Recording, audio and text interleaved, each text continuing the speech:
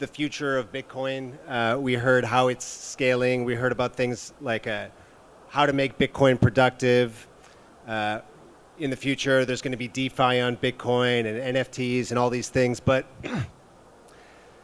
let's not get too far ahead of ourselves, I think.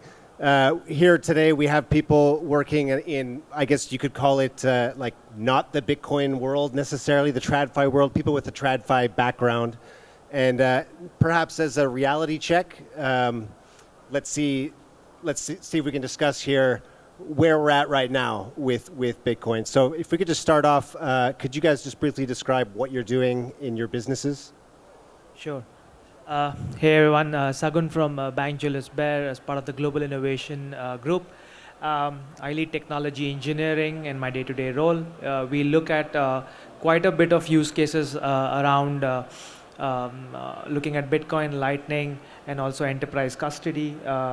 And also recently, I think what's kind of kicked off our imagination on the tokenization side is the whole stablecoins piece that's kind of come out. So stablecoins, Bank of America announcing stablecoins is going to be very interesting. So there's a lot of TradFi now trying to look at how the modern world of finance could potentially look like.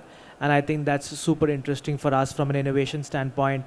We're a 130-year-old bank, and for us to future-proof, the only way is to kind of go further and adapt and into this modern world of finance. Hello, my name is Levi. I'm representing Remix Point. I'm an advisor there. Yes, it's been interesting this past day and in this afternoon also. Even at the main stage, there's a lot of discussion about not just governments but enterprises that are focused on Bitcoin. And Remix Point, in the past 6 months, we acquired about 600 Bitcoin. In Japan. We're based in Japan. We're proud to be ranked in the top 30 enterprises, listed enterprises around the globe with treasury in Bitcoin. So there's 3 public companies in Japan that are in the top 30, and we're one of them. All right, thank you. So Levi, could you just unpack a little bit more about, okay, so Remix Point, they've acquired some Bitcoin for the treasury. What's the point of that? Okay. So I think enterprises, there's a lot of different reasons for each company, but for us, it's not just about the treasury. It's not just about holding Bitcoin. Some other companies, we know they acquire Bitcoin for several phases, like they just acquire, but our strategy is more we think it's just a part of our corporate strategy is to have Bitcoin that'll lead us into a new realm, like doing businesses with something out of the traditional finances with new Web3 companies or projects. And it's not just about like leveraging Bitcoin or hedging against something. It's just a normal part of our corporate strategy. Okay, thanks. So Sagun, could you tell me, is that Sagun? Yeah? That's right. Could you tell me how your clients are thinking about Bitcoin today? So I think with this whole 16 years into the play, and like it becoming a part of the mainstream narrative last year as part of the ETFs, I think what has happened is that a lot of fence sitters, or I would say a lot of people who were skeptic about the funny internet money, that got really legitimized last year. And effectively, you would have a lot of wealth clients now look at it very seriously to kind of see how they can potentially bake it as part of their portfolio. So Julius Baer, since 2019, via one of its companies that it has stake in, which is Seba Amina Bank, they kind of have been offering Bitcoin and cryptos along since last 6 years. But the question now is, with this latest adoption of Bitcoin on the ETF sides, and now as part of the sovereign discussion, which is as part of the reserves, the whole question goes back to a lot of people holding wealth. Is this going to become like the apex hodling asset as part of the portfolio. And the question today for anybody to understand is that where should the allocation strategy start? So I think it's very important to also understand that this question of how much allocation is generally reverse solicited from the clients, because in the jurisdictions of Europe and Asia, you cannot sell by soliciting this with clients directly. The interest has to come from the clients in the first place to be able to kind of have that kind of discussion with our relationship managers also. So I would say from a regulatory clarity standpoint, probably rest of the world from US is T plus 12 months away, because the kind of regulatory clarity we have seen in the US is still not present here in terms of how, as a financial instrument and as financial advisory, how do we kind of pursue this from a wealth advisory standpoint. But I think it's very promising in terms of how the customers are coming to us and potentially inquiring about this. And then there are ways of allocating these assets. I mean, we could start off with easily by giving them an ETF to have a certain percentage of the allocation, or we could recommend them a Bitcoin security like an equity, like an MSTR or a Metaplanet or a Remix Point, depending on how our investment houses believe and have a thesis on some of these companies. But that's a good way to start. In terms of effectively going and holding Bitcoin, I think it is a case-to-case, I would say risk persona basis. Risk suitability is a very important factor in this for us. So we accordingly kind of give guidance by our relationship managers. Okay, so what I'm hearing is that your clients are looking at Bitcoin as a speculative asset. Now, a lot of people talk about, okay, like Bitcoin is going to be used for P2P payments. We're going to use it in the real world. Are either of you seeing any of that in your businesses? Okay.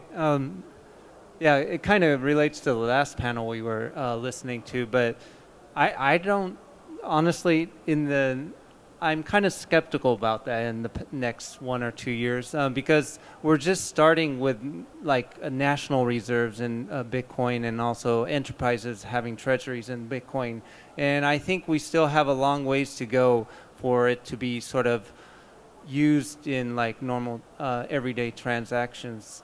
But like the last panel, they talked about they are working. There's been like major developments over the past year or two, and we can't neglect that. So I know there's been major developments, but I think there's still a long ways to go. And I think the national reserves and the treasuries of enterprises, that's kind of different from the using it in normal day transactions. But I think from Remix Point's view, that in order to use that Bitcoin for normal day transactions, you have and use it in our business, we have to have it on our hands so that we kind of get a head start.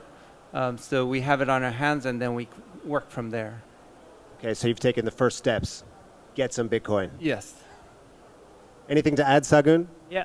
So I think at a financial institution TradFi level, it's probably very early to kind of say Lightning adoption, because the Bitcoin adoption cycle is what is starting right now at institutional level. So they're trying to understand regulatory clarity, technical know-how of how to even kind of manage. So typically it happens in 3 waves. So the first wave is the Bitcoin hodling part. The second wave is then it becomes like a payment play. The third wave, that on top of that, is a unit of account. So I start thinking, and these are like 10, 15 year waves. These are not like, so before it becomes a payment network, it will have to become a hodling asset in the first place. But I think what we are seeing is a lot of retail movement around a lot of POS machines across the globe. So not necessarily at a institution TradFi level, but at merchants level, there is a good enough evidence of a lot of Lightning-enabled POS machines. Like practically us at an individual level, whichever Bitcoin conferences we go, we end up purchasing the merchandise, even the coffee, with sats, with Bitcoin. You can easily do that in any of the major conferences today.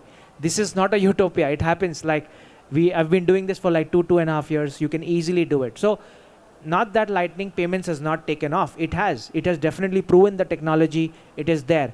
The question is now the size and the volume of payments that can come with participation of TradFi. And I think that's a function of first holding and using it as part of the treasury operations. Then comes the second question of settling them and bartering them for something in terms of commercial transactions. So I think it's on the way. It's, I think, a matter of 2-3 years where it really becomes more interesting from a TradFi perspective, where it starts challenging the incumbent networks like Swift and Fix protocol, right, which typically is used to kind of settle global e-commerce. So yeah. Okay, so I think that leads to the next question, which is, do you see Bitcoin as being an integral part of the global financial system in the near future? Yeah, for the global financial system, definitely I see it being part of the near future. I mean, I think on a basis like nation states and global international economy, it'll be part of it. I think there's still a long way for it to be introduced into the retail businesses. But for like B2B exchanges, I think it's not that too long away. Yeah, I agree. I think I would rather reframe my comment on that question is that it's already part of the global ecosystem. The fact that everybody is talking about it as a hedge against currency devaluation in this tariff discussion, the fact that there is a nation state adoption that has been kickstarted by none other than one of the biggest anchoring countries, which is US, with an executive order already to kind of create a stash. So I think it's already part of the discussion. The question is more about how fast and how early will it be adopted across the world as a countermeasure by other countries. I think that's the question now. I think the cat is already out of the bag in terms of adoption of Bitcoin and legitimizing it from an institutional or a nation state standpoint. I think it's already there. Okay, just going back a second. So again, we heard on the last panel, Bitcoin L2s, there's all these solutions people are talking about in the future. I'm just wondering, from either of your businesses, are you looking into those solutions at this point, or is that just still like that's on the horizon, that's still quite a ways away? So we work a lot on the innovation side. I come from the innovation group myself on the technology engineering side. And I think for us to be able to look at the Horizon 2 and Horizon 3 of how things play out, so we are definitely looking at some of these L2s, assessing capabilities of Lightning. Like I said earlier, how stablecoins is going to play out. I think that's going to be a big play. Like all the banks in US have started now talking about issuing their own respective stablecoins. They've started realizing that this could be a 101 playbook for reinventing the banking business model. So I think from that perspective, it's becoming very interesting for us to kind of explore, discover, and look at some of these. I mean, obviously we toy with some of these technologies, we do some POCs, but I think that's the lead indicator from our side in terms of looking interested in this kind of technology. But the lag indicator is to kind of look at the maturity of the regulation to enable some of these things. So we have to keep an eye on both to kind of see how the rubber hits the road in terms of the speed of executing some of this as new product offerings or new payment methods, or in fact new ways of kind of building wealth products as well. So we're very, very, very up there trying to work on this to try and see and kind of take advantage of this opportunity that come along the way.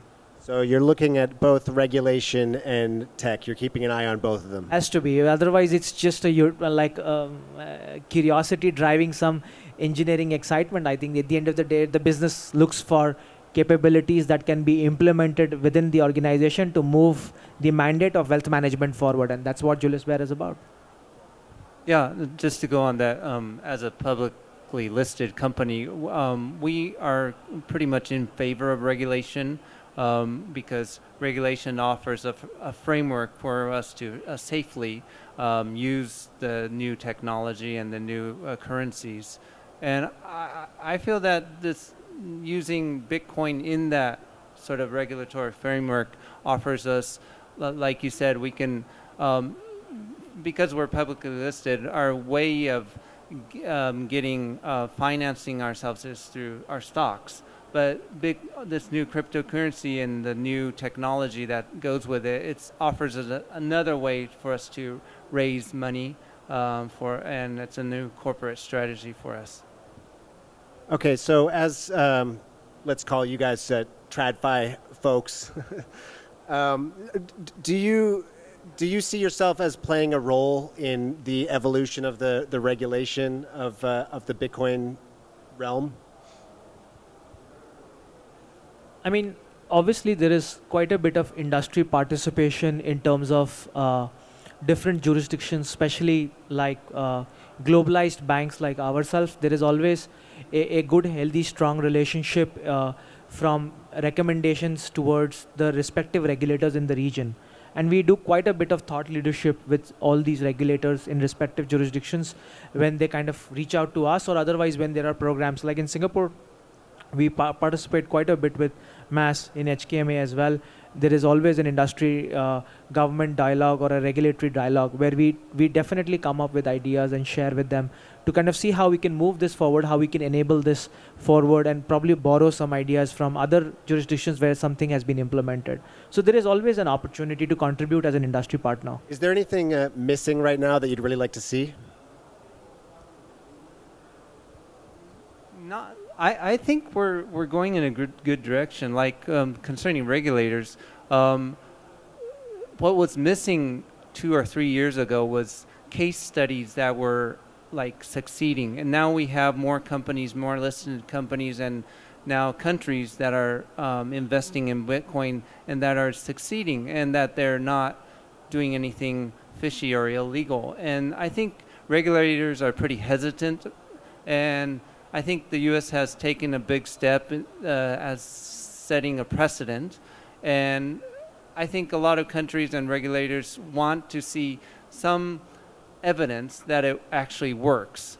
And now that we're seeing it actually works in publicly listed companies or banks investing in this cryptocurrency, that's what they wanted. I think it's moving in a good way right now.